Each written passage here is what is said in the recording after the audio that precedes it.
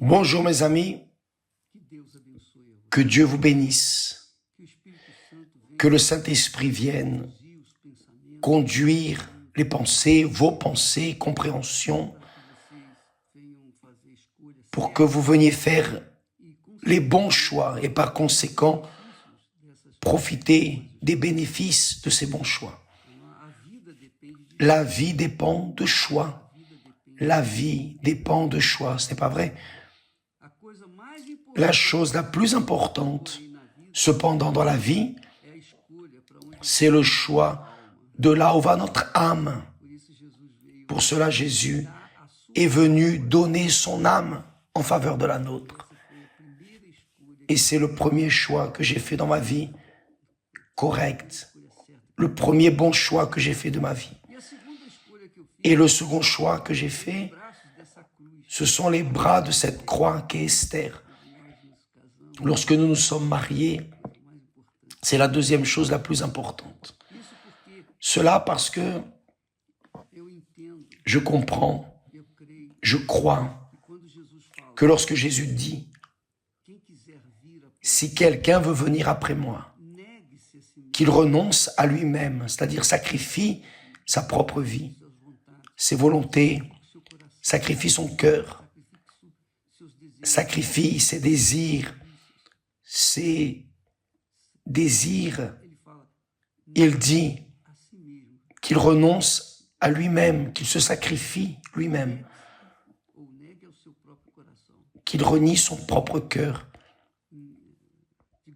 disons, ses désirs. Ensuite, il dit qu'il se charge de sa croix et qu'il me suive. La croix, c'est la famille. La croix, c'est la famille. Dieu a créé d'abord l'homme. Et il avait une relation parfaite. L'homme avec Dieu, Dieu avec l'homme. Ensuite, Dieu a dit, il n'est pas bon que l'homme soit seul.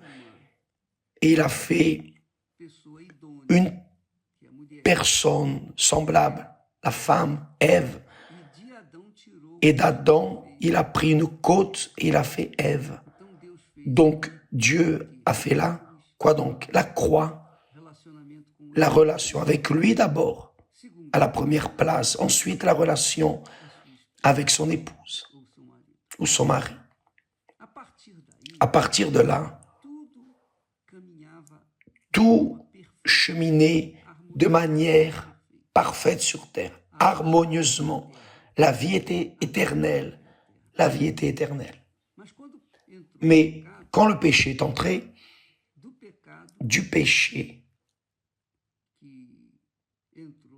qui est entré dans le monde est venu, alors toute la déformation, toute la destruction de cette harmonie qui existait entre l'être humain et Dieu. Le texte dit que Dieu se promenait avec l'homme l'après-midi. Dieu se promenait. Avez-vous déjà pensé à cela? Quelque chose de merveilleux. Il est magnifique. Bien. La famille étant constituée et étant déformée, détruite par le péché, cela engendrait un monde odieux, hostile, un monde mauvais, un monde de jalousie, de mauvais désirs, un monde d'injustice, le monde de l'enfer, c'est la réalité. L'homme a créé l'enfer dans ce monde. L'homme a créé un enfer dans ce monde, évidemment inspiré par Satan. Mais Jésus est venu pour réparer tout cela.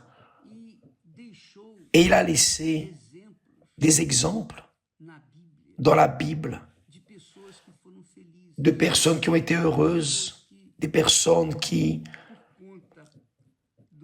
à cause de leur relation avec lui, ces personnes ont eu une vie heureuse.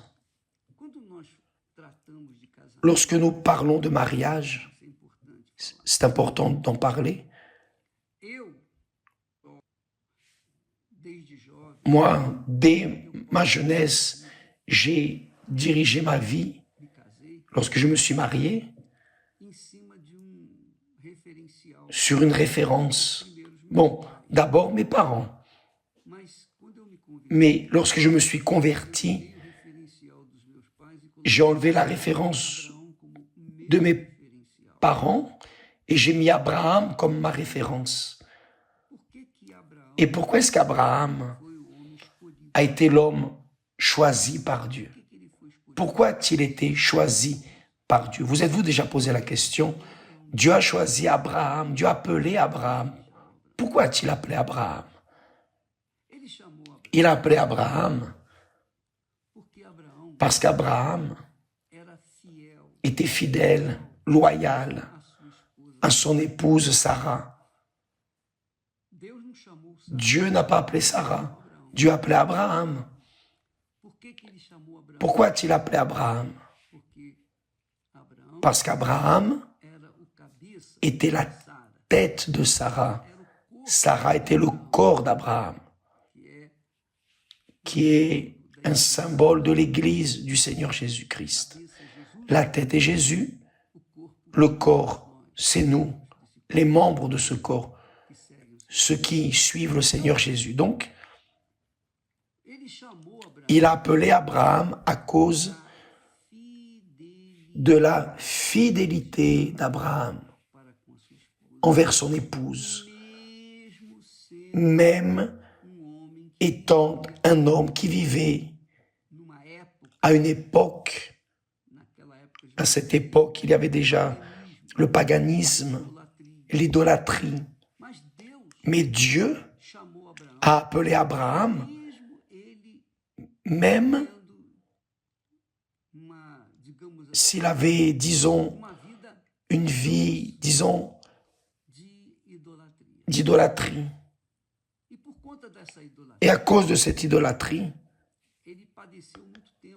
il a souffert beaucoup de temps parce que il ne connaissait pas Dieu. Mais s'étant marié à Sarah, il voulait qu'elle lui donne un fils. Les deux voulaient un fils de l'amour. Non l'amour sentiment, mais un fils du mariage institué par Dieu. Il était mari seulement de Sarah. Et à cette époque, il aurait pu, à cause de la situation, à cette époque, il aurait pu prendre des femmes, d'autres femmes, et engendrer des fils avec ces autres femmes. Et elle, Sarah, aurait des enfants à travers d'autres femmes. Mais Abraham a dit non, je ne veux pas d'enfants avec une autre personne, sinon avec mon épouse. Mais son épouse était stérile.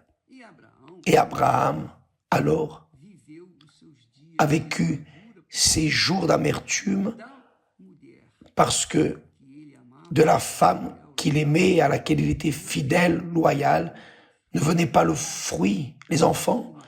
Et à cette époque, c'était extrêmement important d'engendrer des enfants pour composer le clan, pour pouvoir maintenir la sécurité, parce qu'à cette époque, le fils homme,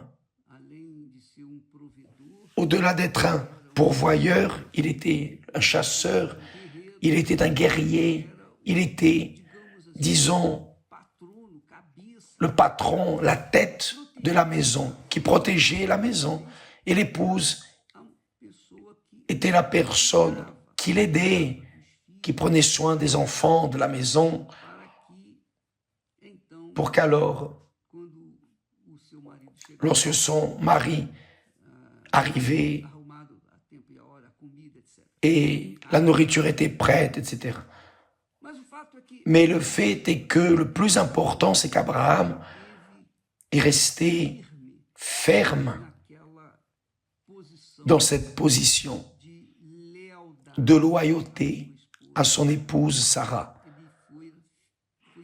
Il a été fidèle même face à ces circonstances. Donc Dieu a appelé précisément une personne qu'il aime, qu'il cherche. La Bible dit que Dieu cherche des hommes, mais des hommes qui soient ainsi, comme Abraham, fidèles, loyaux. Et il sait qui sont les fidèles, les loyaux. Il sait qui a le cœur sincère. Il sait qui est qui dans ce monde de 8 milliards de personnes. Bien, Abraham a été l'élu parce qu'il avait ces caractéristiques. Mais la plus grande caractéristique était qu'il était mari d'une seule femme. Une seule femme. Il n'a pas renoncé à cela.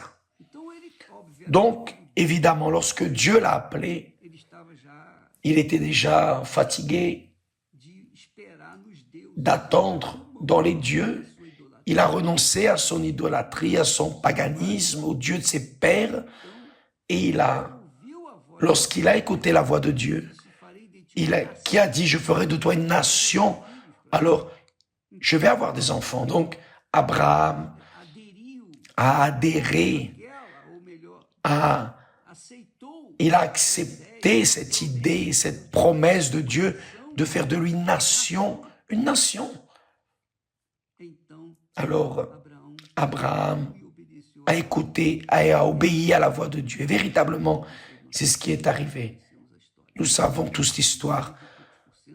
On dit que 90% environ de l'humanité aujourd'hui a l'ADN d'Abraham, a des vestiges d'Abraham. Donc, Dieu a honoré sa parole envers Abraham. Et Abraham, de son côté, est resté fidèle, loyal à Dieu, même ayant 75 ans et Sarah 65. Et Abraham a attendu la promesse de Dieu durant 25 ans. Abraham est un homme patient, loyal, fidèle, persévérant, patient. Il a attendu 25 ans la promesse de Dieu. Et finalement, elle est venue. Lorsque Sarah avait déjà, son temps était déjà passé d'avoir des enfants, mais Dieu l'a rendu fertile parce que Dieu est Dieu. Pour lui, il n'y a pas d'impossible. Il n'y a rien d'impossible pour lui, ni pour ceux qui croient en lui. Il n'y a rien d'impossible pour Dieu, ni pour ceux qui croient en lui, qui sont mariés à lui. Donc, mes amis, je lis les commentaires de beaucoup de personnes qui disent « Évêque, mais je me suis déjà marié, je me suis mal marié, j'ai fait de mauvais choix, c'est déjà le deuxième mariage, le troisième, etc. » Racontant leurs problèmes. On comprend parce que quand la personne n'a pas la connaissance de la parole de Dieu, réellement, elle commet des erreurs. Elle se trompe, n'ayez aucun doute. Nous faisons tous cela. Quand il n'y a pas la connaissance de la parole de Dieu, réellement, les personnes font de mauvais choix. Mais Dieu est si miséricordieux, si glorieux que même voyant que nous faisons de mauvais choix à cause de notre ignorance, mais il évalue notre cœur.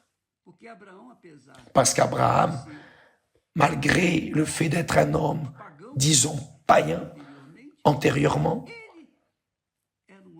il était un homme fidèle, loyal, correct. Il avait des principes. Et quand il a connu Dieu, ces principes qui en étaient la cause sont venus alors à la surface. Il a mis ses principes dans une relation avec Dieu. Et c'est ainsi qu'il est devenu notre Père de la foi. Cela est très glorieux, donc j'aime tous les héros de la foi, de la Bible sont très importants. Mais Abraham, pour moi, évidemment, Jésus est le premier. Jésus se sépare. Il est le fils de Dieu. Mais Abraham montre, enseigne, la vie d'Abraham enseigne comment nous pouvons avoir une vie saine, bénie ici sur terre. Parce que Dieu promet que si nous obéissons à sa parole, nous mangerons le meilleur de cette terre. Nous aurons une vie saine.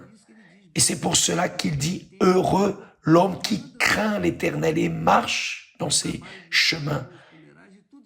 Il mangera du travail de ses mains et tout lui ira bien. Et son épouse sera comme une vigne fertile. Et tes enfants seront résultats du Saint-Esprit. » Dieu, mes amis, veut faire cela dans votre vie, mais il dépend de votre loyauté, de votre mariage avec lui. D'abord, vous devez vous marier à lui, pour ensuite, Dieu va envoyer la bonne personne pour vous, une épouse ou un mari. Ou alors, si vous êtes persévérant dans votre relation avec lui, Dieu va ranger votre maison, votre mari, vos enfants. Il va compléter votre vie. Nous avons X témoignages de personnes qui sont arrivées en morceaux à l'église. Et aujourd'hui, ont leur vie, leur famille reconstruite et par conséquent, vivant une vie en paix avec elles-mêmes et principalement avec Dieu. Demain, nous serons de retour au nom du Seigneur Jésus, traitant de ce même sujet, le mariage. Que Dieu vous bénisse.